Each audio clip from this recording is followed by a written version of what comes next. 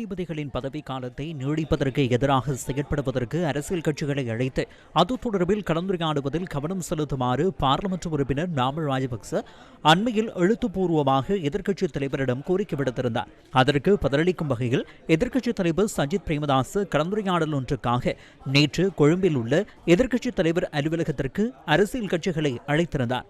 எதிர்க்கட்சித் தலைவரே கலந்துரையாடலுக்கு அழைப்பை விடுத்திருந்ததாக ஐக்கிய மக்கள் சக்தியின் பொதுச் செயலாளர் என்று தெரிவித்தார். எமது தலைவரும் எதிர்க்கட்சி தலைவருமான சஜித் பிரேமதாசவின் அழைப்பை ஏற்று எதிர்க்கட்சியை சேர்ந்த அனைவரும் வருகை தந்து தமது உடன்பாட்டை தெரிவித்திருந்தனர். அதற்கு தேவையான போராட்ட இயக்கத்தை முன்னோக்கி நகர்த்துவதற்காக அனைவரும் ஒன்றிணைந்து பயணிக்கின்றனர். இதனால் நாம் ஒன்றாக தேர்தலில் போட்டியிடுவோம் என அர்த்தமாகாது. இதற்கு எதிராக நாம் அனைவரும் ஒன்றிணைந்து செயற்படுவோம். ஐக்கிய மக்கள் சக்தி மற்றும் ஐக்கிய தேசிய கட்சி இணைவதன் மூலம் தலைமைத்துவம் யாருக்கு என்பதில் எந்தவித சிக்கலும் எழாது எனவும் பொதுச் செயலாளர் இதன்போது தெரிவித்தார்.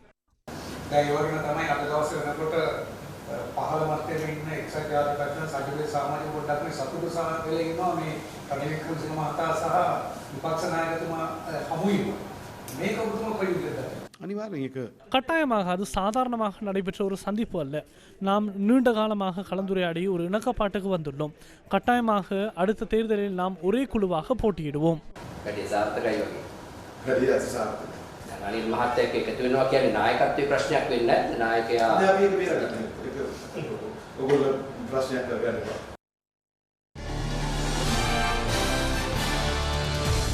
இதனிடையே எதிர்க்கட்சிகளுக்கு அழைப்பு விடுக்குமாறு தான் விடுத்த கோரிக்கைக்கு செவிசாய்த்தமை தொடர்பில் மகிழ்ச்சி அடைவதாக ஸ்ரீலங்கா பொதுஜன பெரமுனவின் தேசிய அமைப்பாளர் நாமல் ராஜபக்ச இன்று தெரிவித்தார். உங்களது கோரிக்கைக்கு எதிர்க்கட்சி தலைவர் பதில் அளித்தார். அது தொடர்பில் நீங்கள் மகிழ்ச்சி அடைகின்றீர்களா? நாம் எதிர்க்கட்சி தலைவரிடம் கோரிக்கை விடுத்தோம். எதிர்க்கட்சி தலைவர் அதற்கு செவிசாய்த்தார். எனவே அது தொடர்பில் நாம் மகிழ்ச்சி அடைகின்றோம். இதேவேளை எதிர்க்கட்சிகளின் நேற்றைய கலந்துரையாடல் தொடர்பில் ஆளும் தரப்பினர் இன்றைய சபை அமர்வில் கருத்து தெரிவித்தனர். வெள்ளம் வருகின்ற போது கீரியும் பாம்பும் ஒரு கட்டையிலே ஏறுவார்கள்.